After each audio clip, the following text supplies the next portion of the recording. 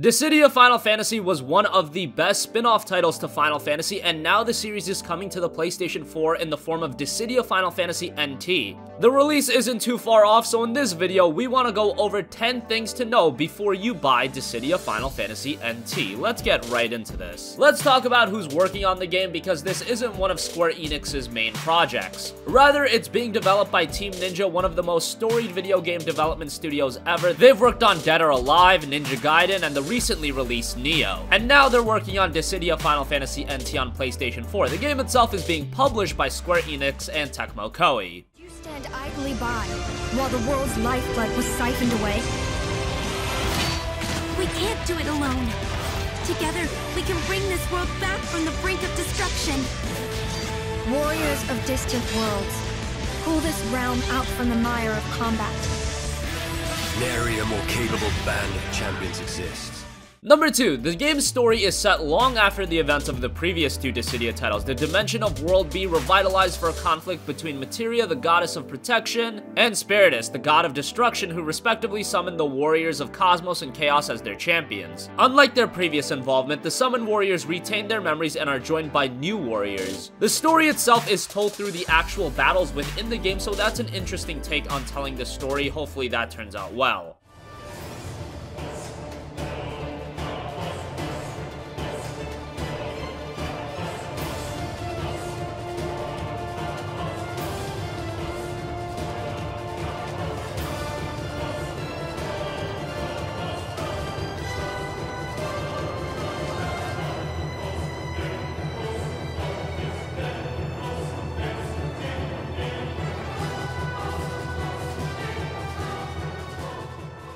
Number 3, you might not know this, but this isn't actually an entirely brand new game. Rather, it's a console port of a game available in Japanese arcades only. This version will include various refinements as well as the addition of various story elements, so it is the definitive version, and most of us over here in the States haven't played the game anyway, so that's all well and good. From the franchise, I am dying personally to play Sephiroth. I know a lot of people are too. So yes, definitely there will be villains. Excellent. And the another big thing that's kind of different with this version of the game is that you guys have a class system in place now, right? So all the heroes, and maybe villains, fall into classes that kind of categorize what sort of fighter they are. Yep, so you have your Vanguard, who are heavy hitters. They're kind of slower on the slower end, and then you have their assassins. Number 4, the arcade version featured 14 characters at launch, including all 13 main heroes from the previous Dissidia titles and a new hero from Final Fantasy XIV. However, new characters have continued to be added to the roster as post-launch updates, including characters from spin-off titles such as Final Fantasy Tactics and Final Fantasy Type 0. NT will include every available character in the arcade version at the time of its release. Noctis from Final Fantasy XV has also been confirmed to be in the game. The developers are targeting a total roster of around 50 characters, including all characters from the previous Dissidia title, so that will definitely excite longtime fans. Huh?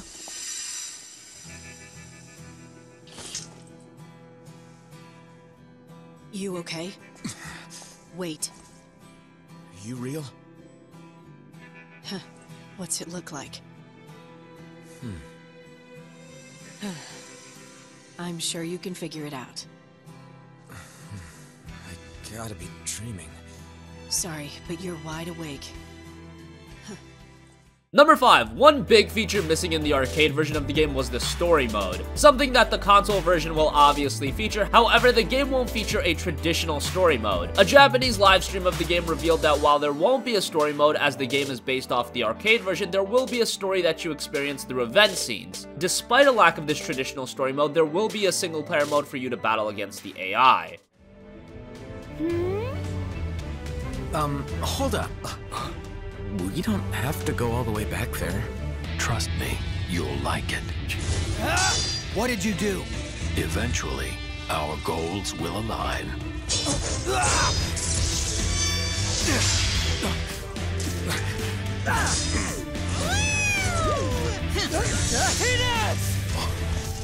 What is...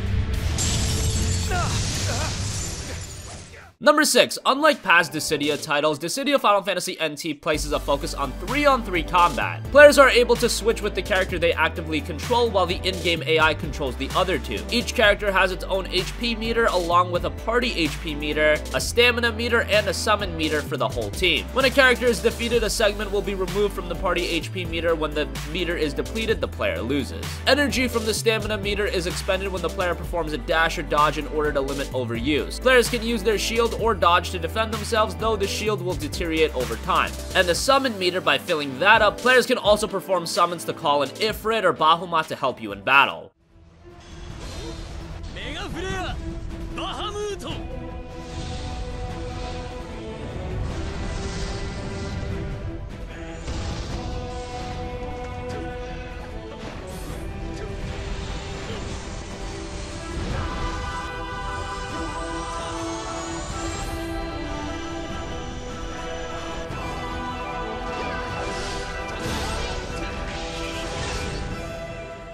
Number 7. In the initial arcade release, 6 stages were only available, and more stages are added through updates. Each stage features a change in atmosphere after half the time during battle has passed, or if either opponent's HP gauge are depleted by 2/3. These changes reflect the events that took place within the original games, but otherwise have no effect during battle.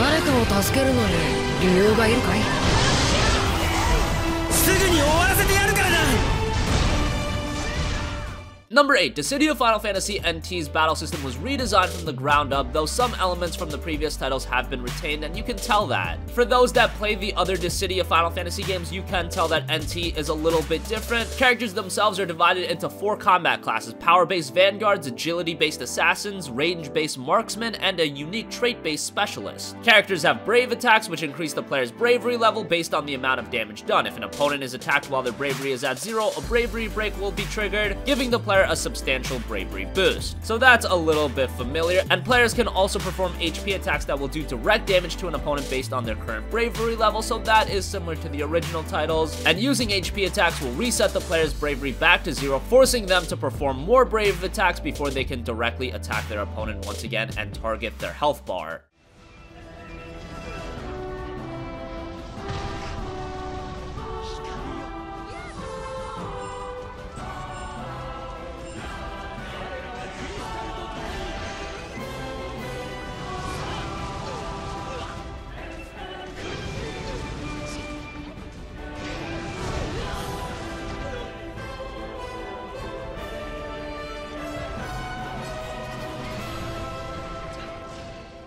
Number 9. EX mode is available in Dissidia Final Fantasy NT, renamed EX skill, and encompasses up to 3 skills that a character can activate in battle. Some of these skills are based on the original Dissidia EX mode, such as Terra entering Trance and Cloud entering a limit break state, while others have support effects such as recovery of HP. EX skills boosts rely on the utility spells encountered in Final Fantasy games. For example, the ability to shield oneself or one's allies, the ability to heal or to use a break attack to destroy the enemy's defense. EX skills and EX bursts are available in bursts of time, so after using them you have to wait a little bit before you can use it again, and a cooldown counter will be shown to the player. EX bursts were very powerful in the previous Dissidia Final Fantasy games, so they have been made a bit weaker, and they won't grant you an instant win, so that's kind of nice, and EX bursts are also a step below summons.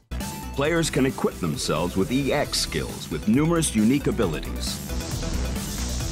For example, the ability to share one's bravery with the team, the ability to heal, or to use mighty strikes that increase the attack power of nearby allies.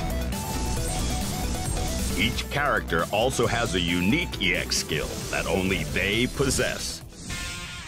And finally, number 10, so when are you gonna be able to get your hands on Dissidia Final Fantasy NT? Well, the release actually isn't that far off. It's coming exclusively to the PlayStation 4 and PlayStation 4 Pro on January 30th. Team's power. You can choose a summon ahead of battle and call on them when the summoning gauge is full. Attacking summoning cores that appear on the battlefield will speed up this process. And of course, the summon will fight alongside you. With over 20 renowned characters in the game, each possessing unique abilities and one of 4 battle types, the combination of 3 versus 3 teams you can create is practically endless. This variety gives Dissidia. So that wraps up 10 big things that you need to know before you buy Dissidia Final Fantasy NT. What do you think? Are you excited for Dissidia Final Fantasy NT, or is this a game you're gonna pass on? We're interested to hear what the community thinks about this game. We know there's a large contingency of Final Fantasy fans, however, it doesn't seem like Dissidia Final Fantasy NT has garnered much traction. Let us know your thoughts in the comment section down below. Thank you for watching, and goodbye.